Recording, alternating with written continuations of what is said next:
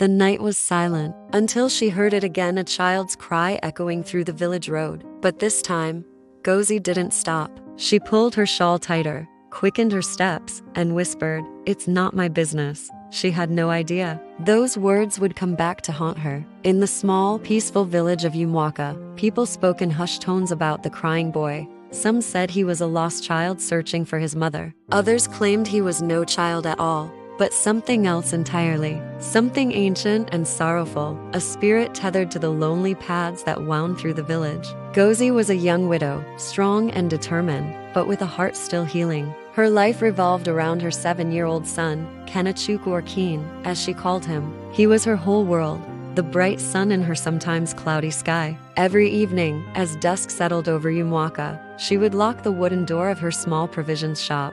Taking Keen's hand in hers, they would walk home together, their shadows stretching long beneath the flickering moonlight. Their laughter often filled the quiet air, a melody against the symphony of chirping crickets. But one night, the routine was broken. After tucking Keen safely into bed, a nagging thought surfaced. She'd forgotten the day's earnings in the shop's cash box. It wasn't much, but it was everything to them. Kissing Keen's forehead, she promised to be right back and slipped out into the cool night. The village was still, wrapped in a blanket of darkness. As she hurried back from the shop, her mind already on her warm bed, she heard it for the first time. A faint sound, like the rustling of leaves, but with a human quality. It was the sound of a boy crying, coming from behind a thicket of bushes just off the path. "Nee, please help me." The voice was small, desperate. Her heart leaped into her throat. Her first instinct was to rush towards the sound, to help a child in distress. But something held her back. The voice, it felt wrong. It was hollow, cold,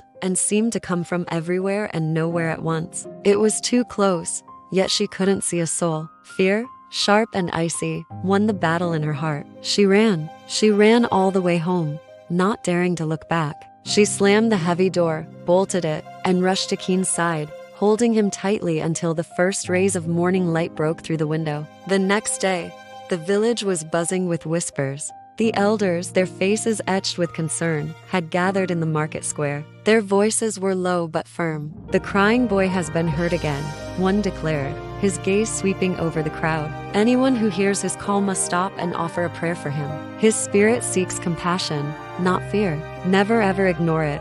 Gozi, standing at the edge of the crowd, scoffed quietly to a neighbor. "Old village tales," she murmured, shaking her head. "Ghosts don't cry." It was probably just the wind or a lost goat. She tried to convince herself more than anyone else. That night, the sky opened up. Rain lashed against the thatched roofs of Umwaka, and the wind howled like a mournful spirit. Gozi tucked Keen into his bed, humming a gentle lullaby to soothe him against the storm's fury. She lit a single lantern, its warm glow pushing back the encroaching shadows. Remembering the clothes she'd left on the line, she sighed and stepped outside into the deluge to secure them before they were blown away. And then she froze. The crying returned. This time, it was louder, clearer, cutting through the roar of the rain. It was right beside her. "Nee, it's so cold." The voice was filled with such profound loneliness it made her teeth chatter. Her hands trembled, the lantern shaking and casting frantic shadows around her. She wanted to scream, to run, to pray as the elders had said,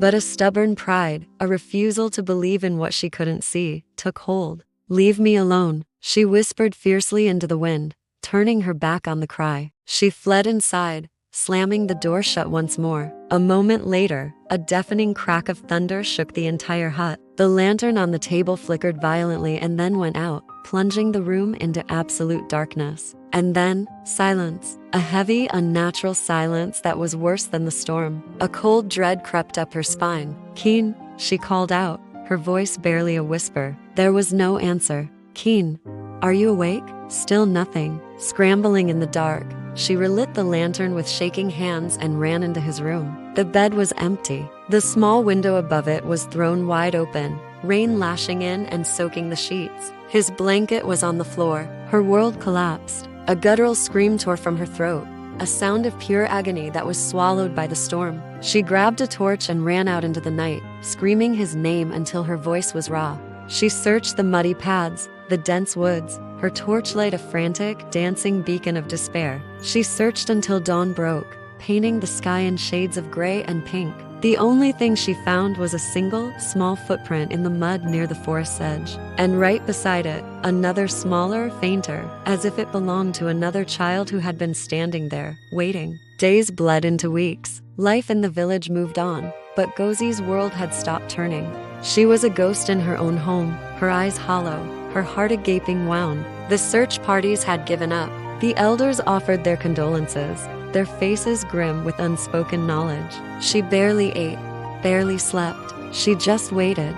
Then, one evening, as she sat staring out her window into the twilight, she heard it again. The same heartbreaking cry, this time just outside her window, as if the child were standing right there. "Nee, I'm cold." But this time, the sound didn't fill her with fear. It filled her with a desperate, impossible hope. Tears streamed down her face. "Keen," she whispered, her voice cracking. "Keen, is that you?" The only answer was the rustling of the wind through the trees. Her torch flickered as she stumbled outside, her heart pounding a frantic rhythm against her ribs. She followed the sound, a moth drawn to a sorrowful flame, to the very edge of the forest where she'd found the footprints. And there he was, her Keen. He stood bathed in a soft, ethereal glow under the moonlight. But he wasn't alone. Beside him stood another boy, pale and translucent, his form shimmering in the dim light. It was the ghost child. Keen looked at her, and his smile was a mixture of love and deep, profound sadness. "Mama," he whispered, his voice carried on the wind. "You didn't help him, so now I must stay with him." He was lonely. The ghost child reached out a hand, not to her, but to Keen. Her son took it. Her knees buckled, and she fell to the damp earth. "No, please, I'm sorry," she sobbed, the words she should have said weeks ago finally escaping her lips. The ghost child turned his head, and for a moment, she thought she saw a flicker of peace in his sad eyes. Then, both boys turned and walked into the forest, their glowing forms fading into the mist until they were gone. From that night on, the villagers of Umwaka said they sometimes saw two small figures walking hand in hand on the forest path, one crying softly, the other whispering words of comfort. And every single evening, without fail, Gozi lit a lantern and placed it in her window, a beacon of sorrow and regret. It was her prayer, her silent plea that no mother ever again would be foolish enough to ignore the sound of a child's cry in the dark. Thank you so much for joining me for this story. If you were moved by this tale, please hit that like button and consider subscribing to the channel for more stories from the shadows. Stay safe, and always listen with your heart.